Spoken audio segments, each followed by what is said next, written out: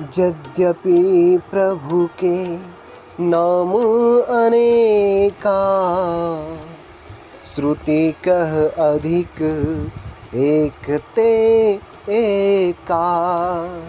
राम सकल नामन ते अधिका, हो नाथ अघ खग गण बधिका।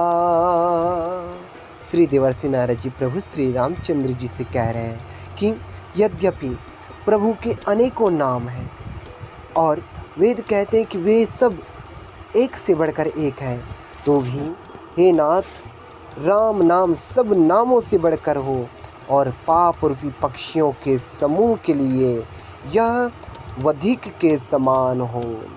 श्री रामचरितमानस अरण्यकांड दोहा 41 चौपाई 4।